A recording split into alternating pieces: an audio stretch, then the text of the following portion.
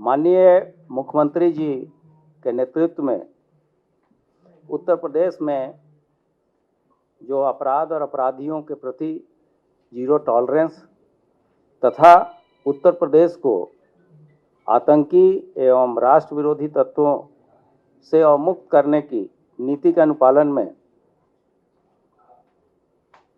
Uttar Pradesh police तथा इसके विशेष बल जैसे एसटीएफ तथा एटीएस लगातार कार्य कर रही है। आप सभी अवगत हैं कि महाकुंभ के आयोजन के पहले ऐसे विघटनकारी तत्वों के द्वारा जो कि देश और विदेश में मौजूद थे, उनके द्वारा गड़बड़ी फैलाने की तथा कुछ ऐसी घटनाएं कारित करने की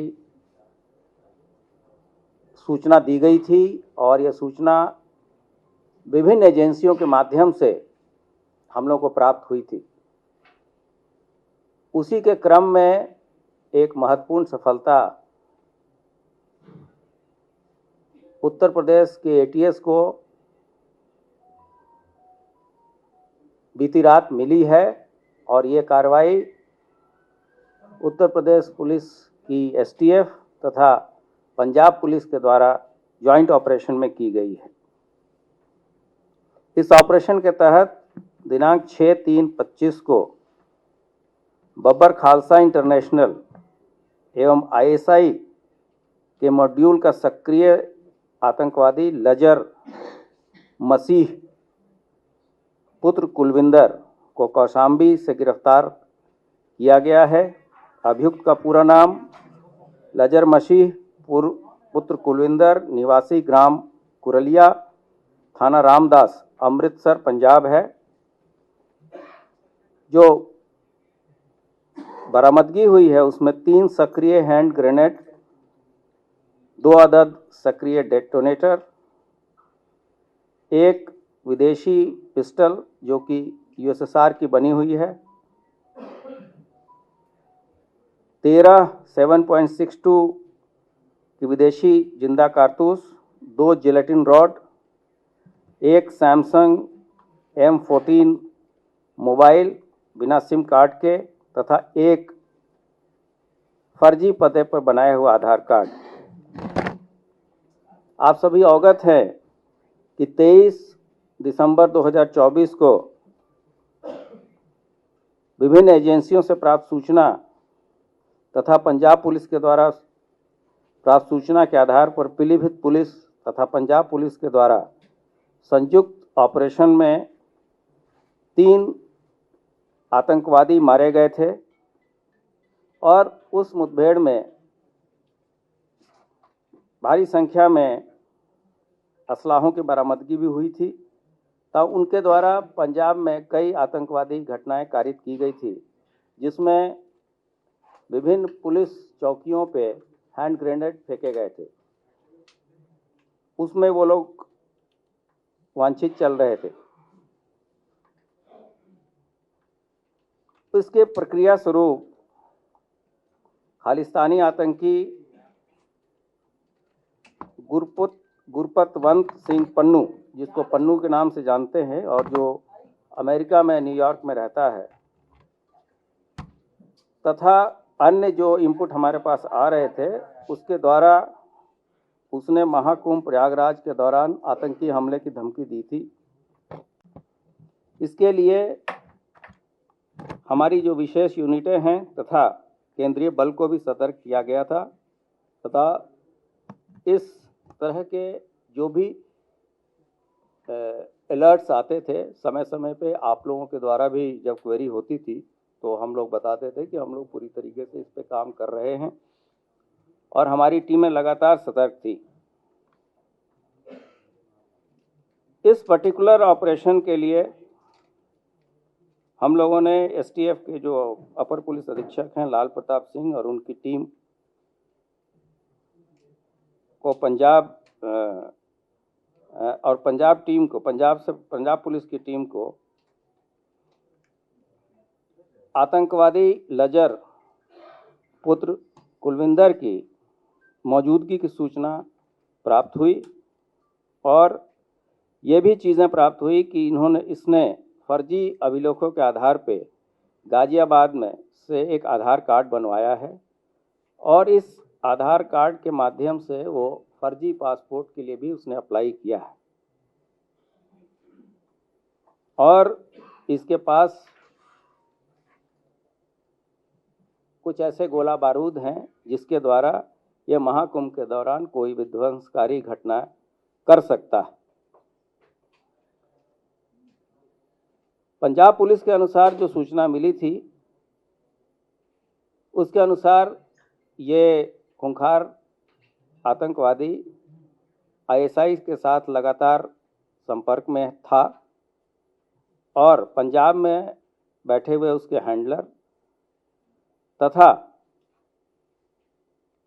अन्य अपने साथियों के माध्यम से वो ड्रोन के माध्यम से गोला बारूद और असलाह पाकिस्तान बॉर्डर से इंडिया में लाता था और जिसका फर्दर डिस्ट्रीब्यूशन वो अपने साथियों के साथ और अन्य लोगों को पंजाब प्रांत में करता था।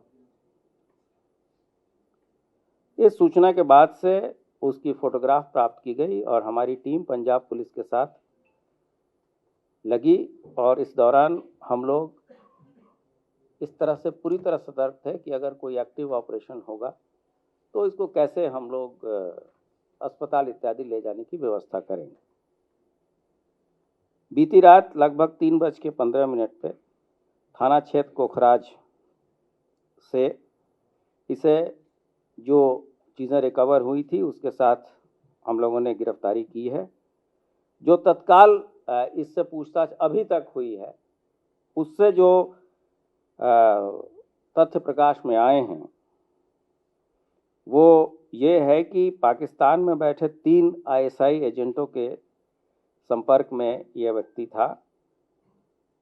ये आर्म्स और हीरोइन की तस्करी के मामले में जेल गया था और जेल के अंदर गैंगवार के दौरान इसे चोट लगी थी और उसी क्रम में इसका इलाज गुरु नानक देव हॉस्पिटल अमृतसर में चल रहा था।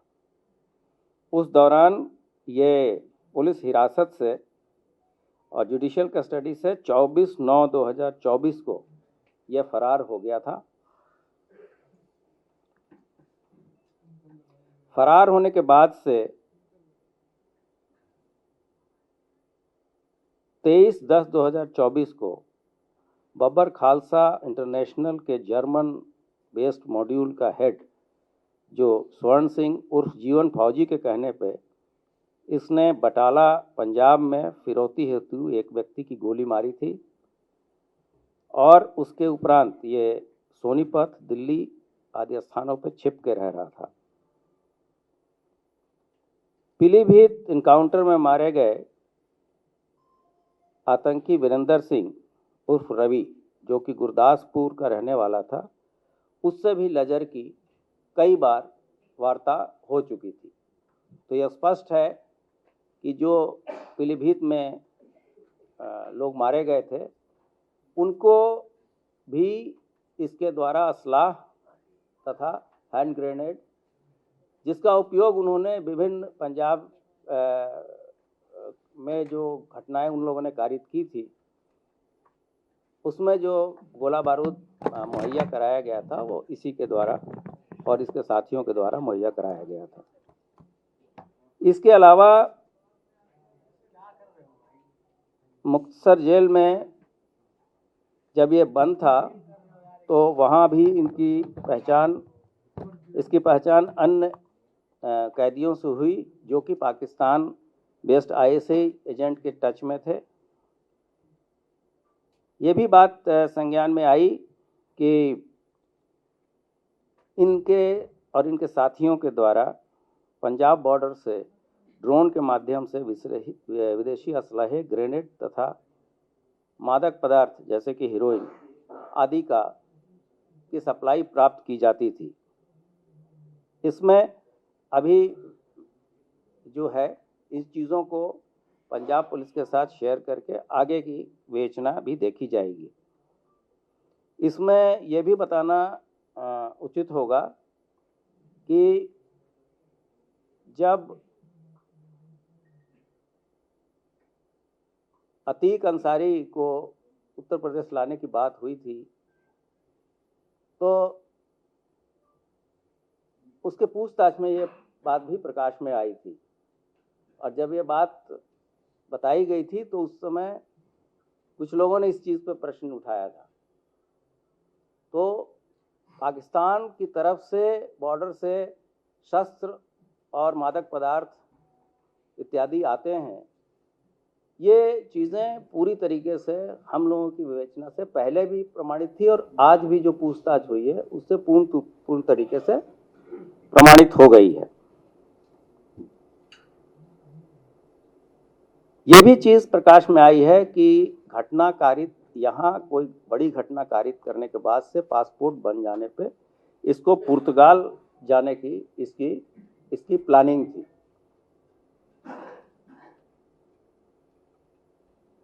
और पंजाब में पुलिस चौकियों पर हुए ग्रेनेड के हमले, जिसकी जिम्मेदारी बब्बर खालसा इंटरनेशनल के जीवन फौजी उर्फ स्वर्ण सिंह ने ली थी, उन सभी घटनाओं में लजर या उसके साथियों द्वारा ही हैंड ग्रेनेड उपलब्ध कराए गए थे। हैंड ग्रेनेड और रिकवरी की चीज़ें हैं, उसके फोटोग्राफ अभी हम लोग आपको अपने ग्रुप पे शेयर कर देंगे। इसी तरीके से उसने कुछ और साथियों के भी नाम बताए हैं, जो कि कुछ लोग यूएसए में रहते हैं, कुछ लोग पुर्तगाल में रहते हैं, कुछ लोग कतर में रहते हैं, और इससे ये सिग्नल ऐप पे बातचीत करता है। जैसा कि मैंने बताया कि इसकी प्लानिंग घटना के बाद पुर्तगाल जाने की थी, लेकिन महाकुंभ के दौरान जो चेकिंग और पुलिस की मुस्तैदी वहाँ थी, इसके कारण ये वहाँ कोई घटना कारित करने में सफल नहीं हो पाया, और इस दौरान वो कौशाम्बी, लखनऊ तथा कानपुर में जगह जगह बदल के इस दौरान ठहरा है। ये उसका कहना है। इन चीज़ों को हम आगे भी वेरीफाई करेंगे कि ये कहाँ कहाँ रहा है इस दौरान और किसके संपर्क में रहा है। अभियुक्त के पास से जो प्राप्त मोबाइल फ़ोन है उसमें भी काफ़ी महत्वपूर्ण जानकारियां हैं, जिसकी साइबर एनालिसिस और डाटा एनालिसिस के बाद से हम लोग अग्रिम कार्रवाई करेंगे।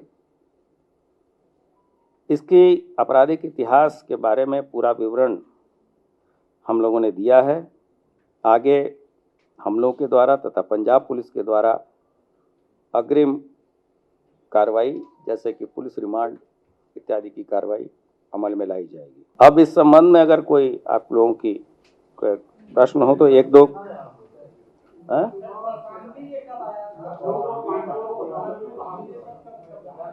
नहीं, ये तो जब कुंभ के दौरान ही ये सूचना आई थी और आप लोग के द्वारा भी इस चीज़ों को प्रसारित किया गया था। और जैसे कि मैंने अपने पहले भी विभिन्न प्रेस कॉन्फ्रेंस में मैं कह रहा था कि हमारी विशेष यूनिट्स तथा केंद्रीय एजेंसियों के साथ हमारा बहुत अच्छा समन्वय है और हम लोग लगातार इस पर कार्य कर रहे हैं। और हम लोग के प्रयास से वहाँ उपस्थित करीब 50,000 पुलिस बल और अर्धसैनिक बलों की सक्रियता से कोई बड़ी इस तरह की कोई आतंकवादी घटनाएं नहीं होने दी गई, जिसके बारे में उसने खुद पूछताछ में बताया कि वहाँ इतनी सक्रियता थी कि हम वहाँ इस कार्य को करने में सफल नहीं हो पाए।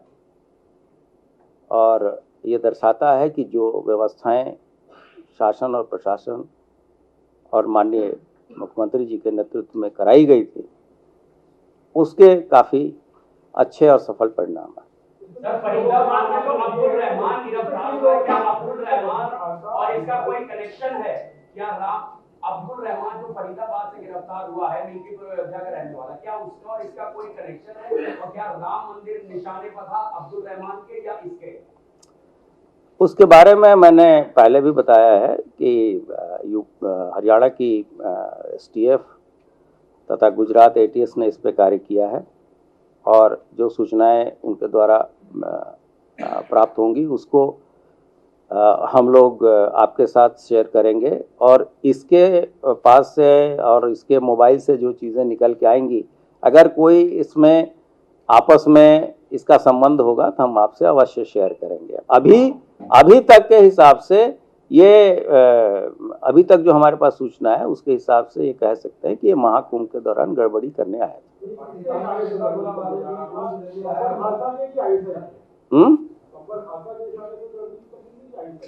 नहीं, ये दोनों का ये सक्रिय सदस्य है और बब्बर खालसा के महत्वपूर्ण लोग पाकिस्तान में भी रह के तथा अन्य विदेशों में रह के लगातार कार्य कर रहे थे और लोगों के द्वारा तो ट्वीट करके भी चीजें बताई गई थी।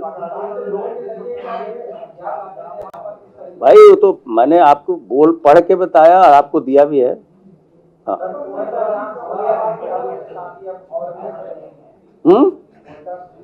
नहीं, इस तरह के स्लीपर सेल होते हैं। जैसे चीजें और प्रकाश में आएंगी हम उस पर कार्रवाई करेंगे।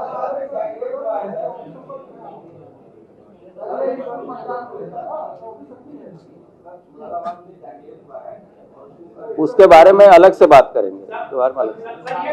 कौशाम्बी में कहाँ रुका था सर? कौशाम्बी में क्या अपनी आइडेंटिटी पे रुका था? इसके घर में रुका था? कौशाम्बी से कनेक्शन क्या है? क्या नेपाल भागने की कोई वहां से फिराक? नहीं, मैं तो आपको बताया कि इसने आधार कार्ड फर्जी पते पे गाजियाबाद से बनाया है और उस पते पे इसने पासपोर्ट के लिए अप्लाई किया हुआ है और इसके पूछताछ पर इसने बताया कि इसको पुर्तगाल जाने की घटना कारित करने के बाद पुर्तगाल जाने की प्लानिंग थी, जिसमें घटना करने में वो सफल नहीं हो पाया। कौशाम्बी से क्या कनेक्शन है? नहीं, मैंने बताया कि कौशाम्बी, कानपुर, और जब कोई टारगेट मूव करता है तो अब हमारी सक्रियता से वो जहां भी पकड़ लिया जाए, हो सकता था कि वो कानपुर भी पकड़ा जा सकता था, लखनऊ भी पकड़ा जा सकता था, लेकिन बीती रात वहां पे सुरक्षा बलों ने उनको ओवर पावर किया और उनसे ये रिकवरी की। नहीं, ये चीजें अभी जो चीजें बताने लायक है मैं आपको बता रहा हूँ। गाजियाबाद से उस फर्जी आधार कार्ड, जो आधार कार्ड है उसी पते पे, वो फर्जी पता है लेकिन उसी पते के आधार पर उसने नहीं, हमारे तो अपनी रिकवरी है, हमारा केस होगा, प्लस वहां से तो ये भगौड़ा है ही, वो लोग भी इसको अपने केस में वहां लेंगे, पुलिस रिमांड पर। नहीं, हम वो तो कोकराज थाने पे होगा मुकदमा।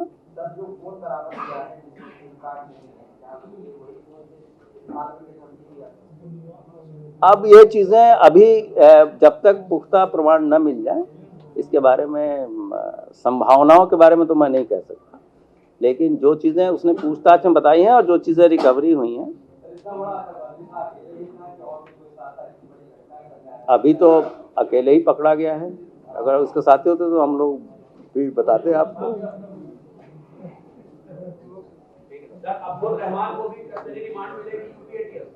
नहीं, अब्दुल रहमान अगर हमारे यहाँ किसी केस में प्रकाश में आएगा तो हम लेंगे, वरना वहाँ के लोग तो ले ही रहे।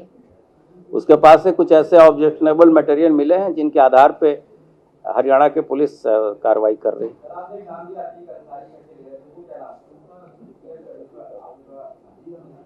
भाई अतीक अहमद की बात की थी मैंने, आप दो नाम मत जोड़ो भाई। मैंने ये कहा कि जब अतीक को पंजाब से यहाँ लाने की बात हुई थी, जेल शिफ्ट करने की, नहीं, कहाँ से आया था? हाँ, जब गुजरात से लाने की बात हुई थी अतीक की, तो ये बात उस समय भी उसके लाने के बारे में केस डायरी में ये बातें जब लिखी गई थी, तो इस चीज पे बहुत बड़ा वो उठा था कि साहब ये पुलिस अपने मन से कर रही है, ये चीजें कर रही है। तो मेरा कहना है कि किसी भी जब इस तरह की कार्रवाई जो राष्ट्र विरोधी तत्वों के खिलाफ होती है, इस पे जो कार्रवाइयाँ होती है उस पे उसको बहुत हल्के में नहीं लेना चाहिए। वो बातें अब प्रूव हो रही हैं कि इसके पुख्ता प्रमाण है कि पंजाब की तरफ से गोला बारूद और शस्त्र और मादक पदार्थ समय समय पे यहाँ लाए जाते हैं।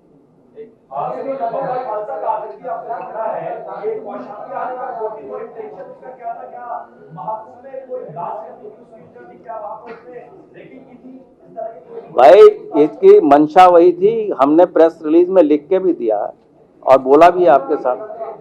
धन्यवाद।